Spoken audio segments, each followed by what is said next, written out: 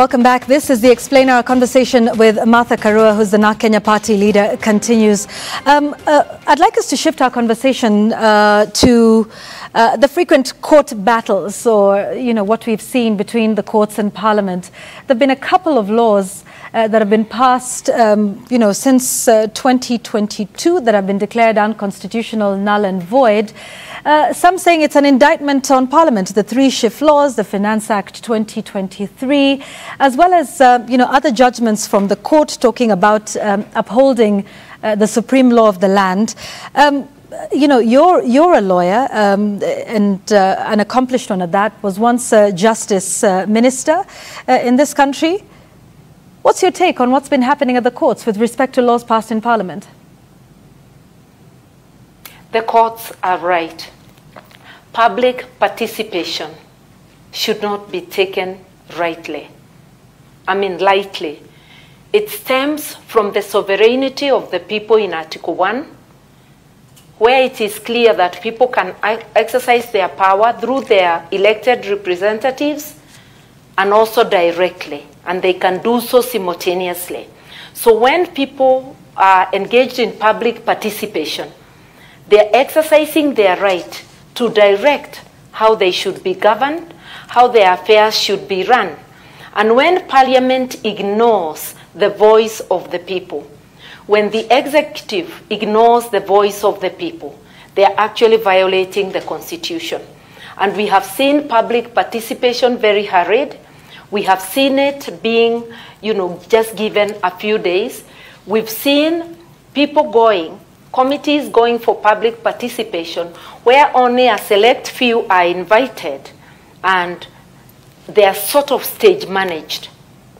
This is a wake-up call for Parliament and for Wetangula as the Speaker. It's under your watch that the court is rejecting almost everything that Parliament does.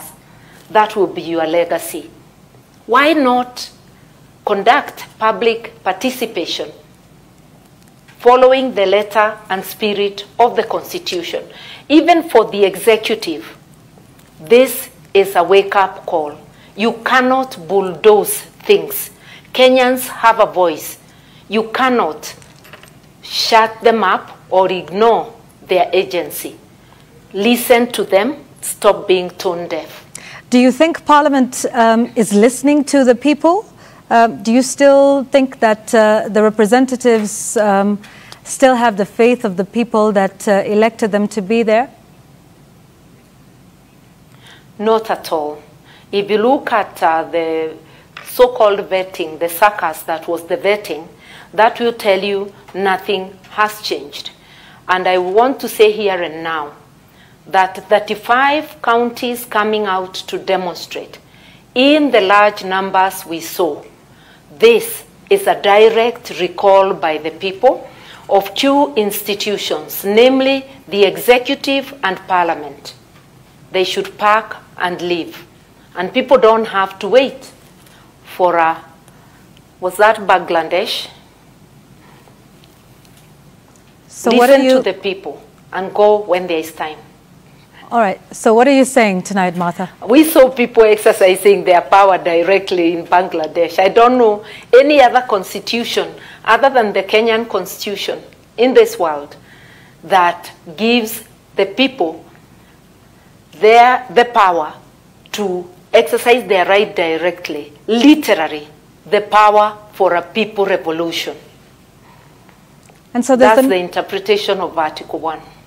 And so there's the Nane Nane protests that are coming up now. There's, people saying enough, they have gotten what they wanted. At least we are hearing that from the Kenya Kwanza government, that the president listened. But people still want to go out on the streets and protest, at least by what we're seeing online. So what's the way forward? Because you've just said the people should exercise their rights directly. So are you in support of the protest this coming Thursday? And what do you think should happen? Completely. Unequivocally, I do support the protest. It's their right. And I want to say that I've observed the Kenya Kwanza administration and they have total contempt for the people. I already said that President Ruto lied to us. withdrawing the finance bill and continuing to implement things that were contained in it. Telling us he has stepped down certain offices, we see them acting. Recycling the same people he dismissed, and many, many other things. I have heard the acting IG talking about acknowledging the constitutional right to demonstrate and to picket. It is the first time I hear the police citing this, and I say very well, big up for that. But do remember, unnecessary use of force is also restricted by the very same constitution. Do remember, police sitting idle while goons invade peaceful protests to give an excuse to visit, murder, and injuries on the people is a criminal offense. In fact, there is an orderly room proceedings for the police called a criminal offense. In fact, there is an orderly room proceedings for the police called being idle while on duty. Because if you're just sitting idle to see people unleash mayhem on others, like what we have. So I'm urging the police to remember their oath of office and to conduct themselves in accordance with the Constitution. Let the protests be peaceful. Let Kenyans exercise their sovereign right. And they have demonstrated that they are doing it peacefully until goons invade. And we are now seeing uniform rungus all over the country, prompting me to wonder which factory the KK regime has found for these rungus, which are being donned by people who claim to be businessmen guarding their premises. From Eldoret to Nandi to Nairobi to Mombasa, we've seen the same rungus, to Kisii. What is happening? Is the are you KK regime encouraging thuggery? Are you saying that those that we have seen who call themselves businessmen carrying rungus are sponsored by the Kenya Kwanza administration? It would appear so. And we have reason to believe that. And so what happens? What are alternatives? They have emerged in the wake of the demonstrations, and they have emerged when the KK regime appears to have deployed them to give an excuse to the murder and mayhem visited upon demonstrators on the 25th of June. That's the effective date when we have started seeing this type of behavior. We have seen abductions. We have seen arbitrary arrests. We have seen all manner of unconstitutional behavior, even with law enforcement agencies. Police in civilian going to demonstrations and shooting people, shooting to death, not to disable. So we have reason enough to believe that these goons or people calling themselves businessmen, but I would say the emergence of goons to infiltrate demonstrations is a KK phenomenon. What would you say, listening to the youth who are protesting against this regime and calling for adherence to the Constitution, what does listening to the youth mean to you in very practical terms? What would that look like? These are people who are educated and informed. These are patriotic people. They are not rooting for any individual. They're just saying, restore our country to the rule of law. Make the country work for the majority, not for a privileged few. Stop oppressing us in the name of leading us. So what the Gen Z are saying is purely rooted in the Constitution, in our foundational values, in Article 10, and in the preamble to the Constitution, which clearly indicates that the state must work for the people of Kenya, not for a few individuals. And I'll repeat and say, leadership is not a title deed. Yes, you were elected for 5 years, but as an employee, your mandate can be shortened. Even in your own enterprises or domestic front, you sack employees anytime. Kenyans have sacked you. Listen to them carefully. The Gen Z want change. They want a country that works for them. What does change look like, Martha? Not a country that kills, abducts, and condemns them to abject poverty, and then harasses them with unjustifiable taxes while wasting their money. What would change look like? Because you say there need to be indications that they are being heard. In your view, what would that change look like? What would Kenya look like today? You know, beyond, of course, what is important in terms of following the Constitution, but what would you need to see? What would need to have happened for us to say change has been effected? A reset button where the entire system is overhauled, where there is enforcement of the law, where leadership is only accessible to those who qualify under Chapter 6. Do any of the leaders we have, Martha, do any of the leaders we have now in the executive and parliament meet, you know, Chapter 6 or, you know, pass muster with the threshold? I think the executive has already been recalled by the people, even parliament, but I know in parliament there are few leaders who have been true to the people, both in the National Assembly and in the Senate. I do not want to talk about cabinet because there is collective responsibility. And once it was dismissed, even the person who formed it condemned it, because you cannot be dismissed for doing good. But I am saying that our Constitution gives guidelines, and Kenyans, the voters also, must heed to the Constitution and only accept leaders who pass Chapter 6 and who have the demonstrated record that they can work for them. Okay. Kenya changing means our taxes working for us. It means taxation should never be a punishment. People should not be taxed beyond what they can bear. And the basic services envisaged in Article 43, food, education, health, and other services should be accessible to the people, should be the priority of any regime. Okay. That's what a new Kenya would look like. All right. One last question before we go into viewer feedback.